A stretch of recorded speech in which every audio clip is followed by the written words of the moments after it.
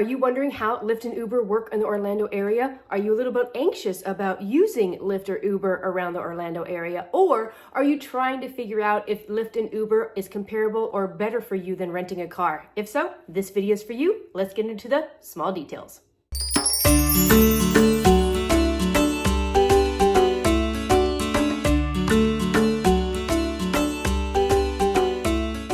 First up, answers to the most frequently asked questions that I get. First, terminology. Rideshare refers to both Lyft and Uber. This is what Disney will use around Disney property and on signage to let you know where the location is to go be able to pick up your Lyft or Uber. Now, I will say that most offsite guests are the ones that use this service the most. And if you are an offsite guest, I have a full playlist of things that you need to know as an offsite guest, and I will leave that link down in the description box below. If you do decide to use rideshare on your trip, make sure that you are downloading both apps for two reasons. Number one, cost. Depending on how many people you have, if you need car seats, time of day, all of that fun stuff, cost will be a little bit different between the two companies. So you can do a little price comparison whenever you are traveling around the Orlando area or from the airport in general. And then second is going to be availability. So if you are a family that does need car seats and one or the other does not have a car available that needs a car seat, you have the option to be able to look in either Lyft or Uber. And then also whenever you start leaving the parks really late at night, one or the other will sometimes not have as many drivers out. So having a backup option so you do not have to wait like 30, 45 minutes to an hour to be able to be picked up, you have the option of going back and forth between the two companies. If you are traveling with little ones, you will need to make sure that you are booking a rideshare that has a car seat option in it. In the state of Florida, any child 6 years or under does need to be in some kind of car seat. Whenever they hit the age of 4 to 6, they can be in a booster seat. When traveling with larger families, the most occupancy that I have seen in any of the cars that you can get through rideshare is up to 6 people. And if you have lots of luggage, you are able to get a little bit more expensive car that has a lot more room in it as well. Whenever you start piling on these small different details, it will make the price go higher and higher and higher. But I will show you how to check the pricing for that so that you're able to budget and compare.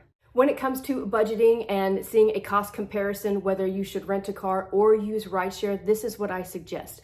As you're at home, go in on the exact day and the exact time, especially like if you are going from the airport to your resort, and put in a mock order. This is going to give you an idea of what pricing will be at that time and then also availability. Now, the availability is going to vary quite a bit because it just depends on how many drivers go online at that time. But for the most part, cost is what you're really looking at. And then again, do the same thing if you really want to get a budgeting idea of what it's going to cost to get you to and from the parks as well. Most important thing to note here is that you need to do it at the exact time that you think you are going to get a ride because the rates do vary depending on the time of day.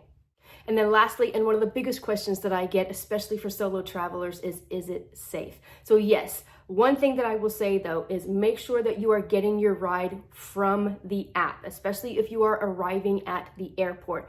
Do not get into a car thinking that someone is Lyft or Uber that you have not physically gotten into your phone and requested the ride. That is the biggest thing. But as long as you are scheduling through the app itself, then yes, it is absolutely safe. And each of them has a safety feature and a safety button for you just in case. Using rideshare is going to be one of the most direct ways that you are going to get yourself from the airport to your resort. And this is both for the MCO airport in Orlando and also the Sanford airport as well. Again, when it comes to cost, getting yourself from the airport to your resort is going to depend on how many people you have, the kind of car that you want, and then how far you're going. But in general, it is going to range between $35, I've seen all the way up to the $130 mark, and that is getting a luxury vehicle that seats up to 6 people, and a smaller car that fits 4 people, that is just a standard car, is usually around that $35 mark. Again, it is going to depend on the time of day, car you want, how many people, and then how far you're going. So just get into your app and make up a mock order and put in all the information that you need to get the most accurate price for your trip. When you're requesting a ride from the MCO airport specifically, make sure that you know what terminal that you are in. That is really going to make a difference. So there's Terminal A, Terminal B, and Terminal C. So as soon as you get your baggage, you are going to be able to turn around and go ahead and head out to where you're going to get picked up from rideshare. And it's also going to be at different terminals depending on your airline. So just make sure that you are paying attention to that little detail in the app whenever you're requesting your ride.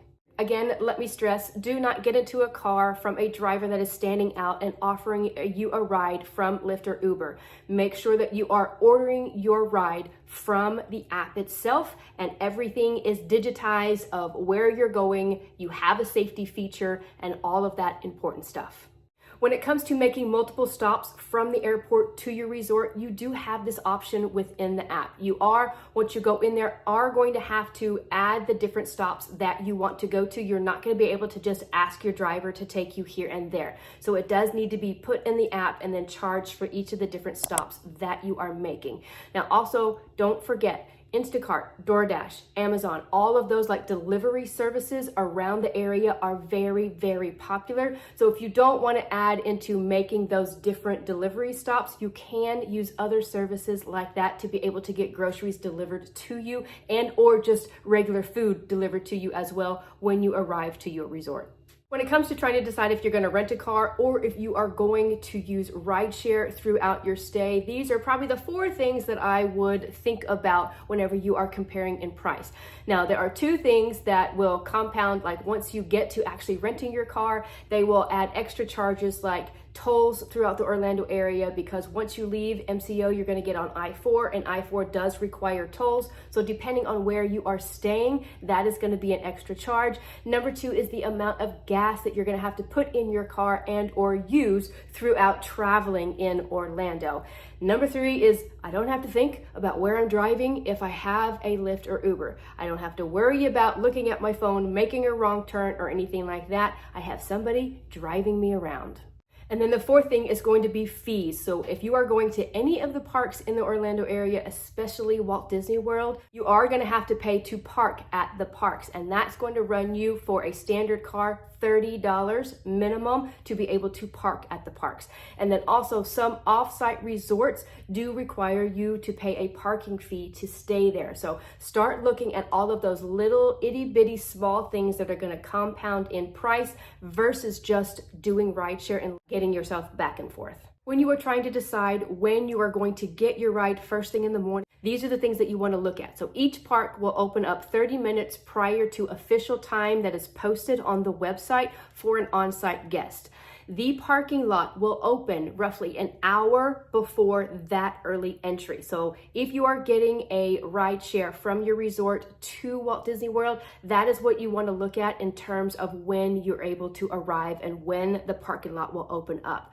I also want you to take into account how far you are from Walt Disney World and how you have to get there. So if you have to use I-4 to be able to get yourself from your resort to Disney, I need you to take into account traffic that is going to be happening at the time that you are going to want to try to get to the parks. So make sure you are factoring in that time as well. The Walt Disney World Resort is made up of Magic Kingdom, Hollywood Studios, Epcot, Animal Kingdom, 2 water parks, which is Blizzard Beach, Typhoon Lagoon, and a shopping and dining district called Disney Springs. Each of these locations is going to have a lot of small details that go with getting picked up and getting dropped off, especially Magic Kingdom. There's a lot of stuff that you need to know about Magic Kingdom. So let's get into all the small details. When it comes to Disney Springs, the east side is where you want to be picked up and dropped off. There is a west side location as well, but the east side is a little bit more centralized location of where all of the dining and the shops that you really want to be at are. You will have a little bit more of a walk if you get dropped off at the west side. Animal Kingdom is going to have one of the easiest pickups and drops off, and that is going to be literally almost right up to the front gate, even closer to where the Disney buses drop you off. So that is really awesome. And both drop off and pickup location are going to be at the same location. When it comes to Epcot and Hollywood Studios, the pickup and drop off for rideshare is going to be all the way at the last station past the Disney buses. So it can take you a good 3 to 7 minutes walk, just depending on how many people you're trying to corral and how fast you walk to get yourself from where the rideshare location is all the way up to the front of the park and vice versa. But for Magic Kingdom, this is very important, you are going to be dropped off at what is called the Ticket and Transportation Center, which is also known as the TTC. From here, you are going to have to go through security. Once you go through security, then you are going to have to get on another mode of transportation to even get to Magic Kingdom. So you can either take the ferry boat, which is about a 16-minute ride, or the monorail. So if you are trying to rope drop, if you are trying to make a dining reservation, if you are trying to make a virtual queue or a return time for a lightning lane, you need to make sure that you are factoring in extra travel time of at least 30 to 45 minutes, depending on the time of day and the time of year. When it comes to requesting your ride and when you want to be picked up, I need for you to understand how quickly the drivers will drive away once they arrive. So once an Uber driver arrives at the location to pick you up, you have 2 minutes. 2 minutes to be able to get to that driver before they drive away. With Lyft, you have 5 minutes to get to your driver before that driver drives away, and you have to request a ride and pay again. On your trip, whenever you go into the app to be able to request a ride, you are going to begin to see get picked up in 4 minutes for this ride, get picked up in 15 minutes for this ride, and save some money. I would suggest that you are ready within a 5-minute period, no matter what time you request to get picked up. I have many a times picked a ride that was least expensive and my pickup time was like 15 minutes away, and it turned out that the rideshare driver was on its way within 2 minutes. This is specifically important at the end of the night as you are coming out of the parks. Remember how long it takes you to get out of the park and then all the way to where the rideshare location is to get picked up, especially in Magic Kingdom. And if you are leaving the park, like when everybody else is leaving, it's almost going to take you double time to be able to get out of the park, get in line, get on that transportation, and then the transportation from, like, say, Magic Kingdom to the TTC. Once you get there, then you're going to have to get off of that transportation and then walk to where you are going at the end of the night. So just make sure that you are requesting your ride at the right time so you do not have to pay double for a ride. I'm also going to add a very small detail to getting picked up at the end of the night specifically. Whenever you are out there and you are waiting for your Lyft or Uber to come pick you up, a lot of other people are going to be out there as well. I live in the state of Texas, and in Texas, you have to have a license plate on the back and the front end of a car. So I am used to be able to see a license plate as somebody drives up. Not in Florida. They are only on the back of the car. So as you are waiting for your ride, in Disney Springs specifically, it can be very dark. So you are not going to be able to always tell what kind of car is driving up and the color of the car as well. So you are going to have to look at the license plate to specifically make sure that you have the right Uber, and also ask the driver if you are the person that they are picking up. But again, that is just a very small detail if you live in a state where you have cars that have license plate on both the front and the back end, because in Florida, they're only on the back. If by chance you have a dining reservation that is going to be another location than where you are on Disney property, or if you bought a ticket that is a park hopping ticket, you can use Disney transportation, which is free, by the way. You do not have to get a Lyft or Uber ride every time that you need to move somewhere throughout the day on Disney property, that is. So you are able to use the Skyliner, you are able to use the monorail, you are able to use the Disney buses to get yourself around Disney property. The main time that you really need to use Lyft or Uber is getting yourself to and from your resort. So take advantage of using that free transportation if you need to get yourself around on Disney property throughout your stay. When it comes to planning a Walt Disney World Resort vacation, there are so many different layers, and no matter where you are on your planning journey, I have a playlist for you, and I will have all of those playlists linked in the description box below. If this video helped, please give it a like. That lets me know I'm giving you the information that you are looking for. Consider subscribing as I take you all around the Walt Disney World Resort with reviews, all the things that you need to know in planning and making the most magical vacation. I'm Terry with Creating the Magic. Have a magical day.